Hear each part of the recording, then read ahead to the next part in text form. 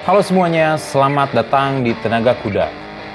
Kalau kamu punya uang 330 miliar, mau dipakai apa? Mau beli iPhone? Dengan uang segitu, kamu bisa dapat 22.000 iPhone 16. Oke, tapi ini channel otomotif, jadi kalau kendaraan mau beli apa?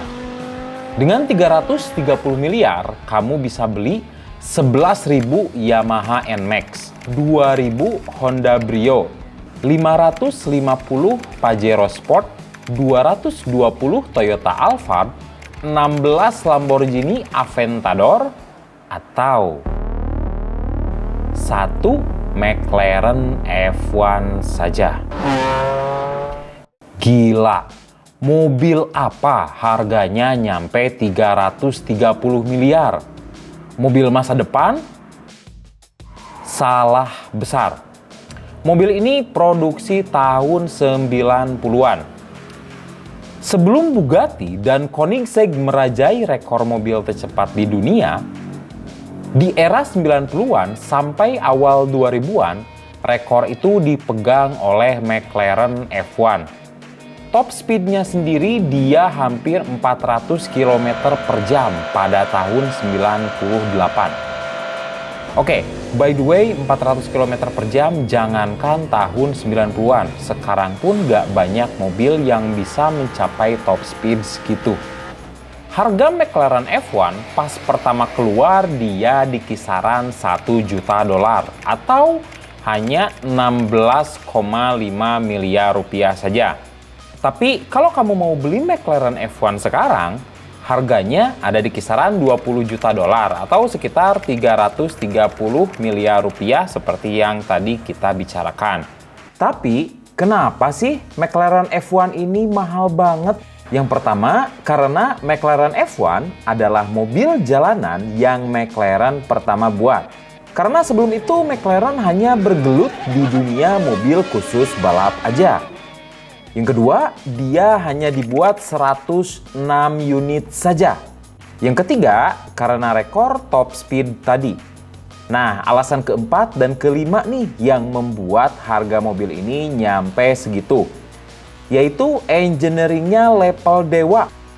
Sehingga menghasilkan mobil yang sangat mendominasi di dunia balap.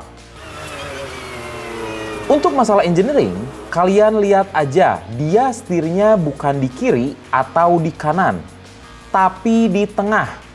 Karena bila di tengah, pengemudi bakalan lebih fokus untuk berkendara.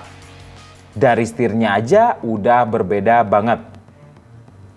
Kalau ngomongin McLaren F1, berarti kita juga harus ngomongin Gordon Murray. Karena dia adalah otak dari terciptanya McLaren F1 ini. Sebelum membuat McLaren F1, Gordon Murray adalah seorang desainer mobil balap. Dari tahun 69 sampai 86, Gordon bekerja di Brabham F1 Team. Salah satu mobil Brabham dari desain Gordon Murray yang paling radikal adalah Brabham DT46 atau sering disebut The Brabham Fan Car. Lihat aja dari bentuknya, masa kipas dimasukin mobil? Alasan kenapa mobil ini ada fan besarnya karena katanya untuk meningkatkan pendinginan. Namun alasan utamanya adalah untuk meningkatkan downforce.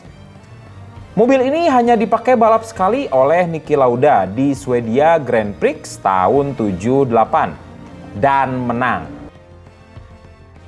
Pada tahun 87, Gordon menjadi desainer tim F1 McLaren.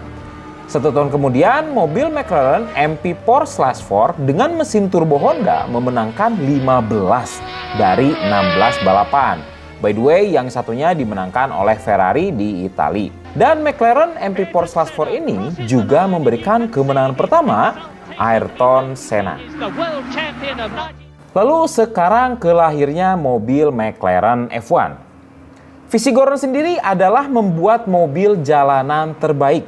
Gordon cukup spesifik tentang keinginannya. Lebar mobilnya maksimal 1,8 meter. Beratnya jangan lebih dari 1 ton. Mesin P12 dengan 100 horsepower per 1000 cc. Minimal 5.500 cc. dan NA atau Naturally Aspirated. Walaupun spesifikasinya mengarah ke mobil dengan performa sangat tinggi, namun Gordon nggak terlalu antusias ke angka seperti 0-100 km atau top speed. Walaupun faktanya mobil ini terkenal dengan top speednya. Intinya yang paling utama, mobil ini bisa stabil dipakai ngebut, tapi nyaman juga untuk dipakai harian. Singkatnya, Gordon ingin membuat mobil yang mustahil dibuat. Untuk mesinnya sendiri, dengan keinginan Gordon yang sangat banyak, dia mencoba mendekati Honda. Karena mesin mobil F1 McLaren dibuat oleh Honda dan Gordon sangat suka Honda NSX. Tapi Honda nggak terlalu tertarik dengan kolaborasi ini. Yang paling menarik adalah dia mencoba memakai mesin dari Isuzu. Yap, Isuzu yang itu. Karena Isuzu punya mesin V12 yang cukup masuk dari kategori yang Gordon inginkan. Namun, CEO McLaren sendiri kurang setuju. Jadi, harus dari mana dong mesinnya? Ketika Gordon berada di Brabham F1 Team, Brabham menggunakan mesin dari BMW. Dan setelah berbicara dengan BMW, akhirnya BMW setuju untuk membuat mesin keinginan Gordon. Mesin itu bernama S70/2. Mesinnya sendiri 6064 cc dengan 627 tenaga kuda. Sudah melebihi keinginan Gordon, yaitu 100 horsepower per 1000 cc. Akhirnya setelah dibuat, McLaren F1 ini memiliki torque 617 Nm dan 627 horsepower di 7500 rpm. Rear wheel drive dengan akselerasi 3,2 detik. Hanya saja beratnya kurang masuk keinginan Gordon, yang harusnya 1000 kilo menjadi 1140 kilo. Tapi berat segitu udah sangat bagus, karena Ferrari F50 aja dia 1230 kilo. McLaren F1 sendiri dibuat dari tahun 92 sampai 98 dengan total 106 unit saja. 5 mobil development, 64 mobil jalan, dan 37 mobil balap. Nah, sekarang kita masuk dunia balapan. Pada tahun 94 sampai 96 ada balapan yang disebut BPR Global GT Series.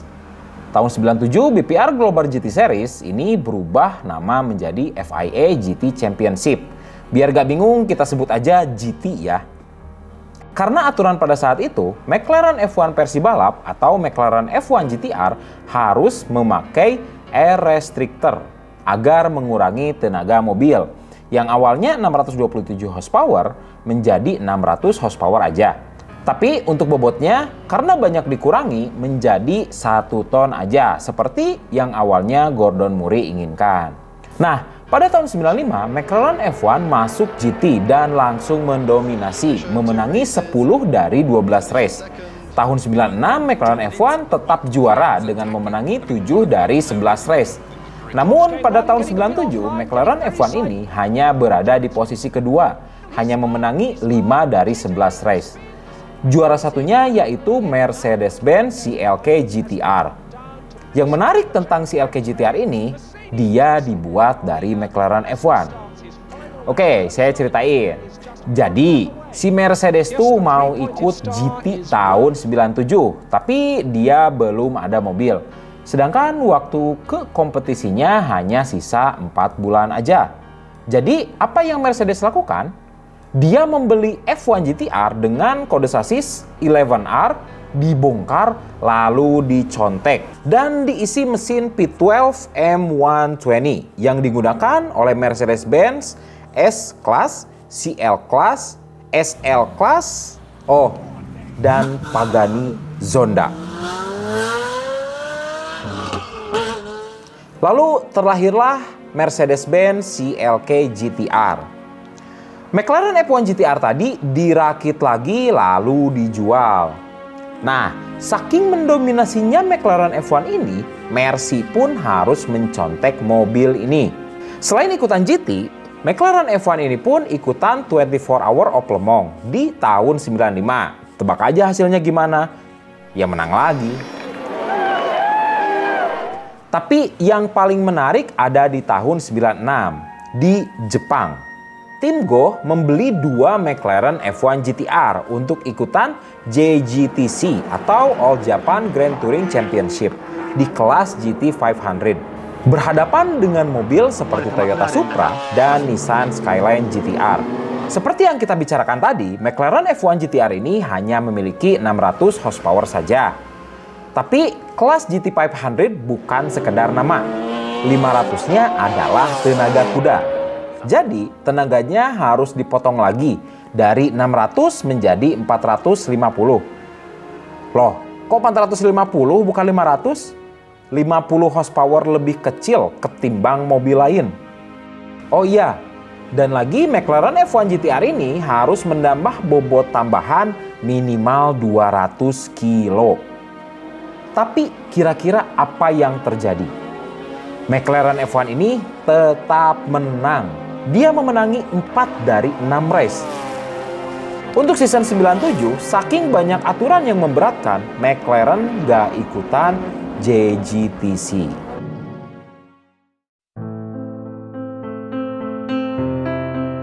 Tahun 98 adalah tahun di mana rekor top speed McLaren F1 ini dicetak. Tahun itu juga McLaren F1 terakhir diproduksi. Pada tahun 2000, Daimler atau Mercedes membeli 40% saham McLaren. Dan pada tahun 2003 terlahirlah Mercedes McLaren SLR. Itu adalah mobil terakhir dari kolaborasi Gordon Murray dan McLaren. Karena tahun 2005, Gordon Murray keluar dari McLaren dan membuat perusahaan otomotif sendiri. Lalu tahun 2010 McLaren membeli kembali 40% saham yang telah dibeli Mercedes. Lalu tahun 2011 terlahirlah McLaren MP4/12C. Tapi mobil itu tidak terlihat seperti penerus McLaren F1. Karena ya desainernya juga udah berbeda. Semua mobil McLaren yang dibuat selain McLaren F1 menggunakan mesin V8. Yang pasti, semua mobil McLaren sekarang dengan McLaren F1 mempunyai arah yang berbeda. Jadi, McLaren F1 tidak punya penerus. Namun, semuanya berubah saat Gordon Murray meluncurkan GME T50.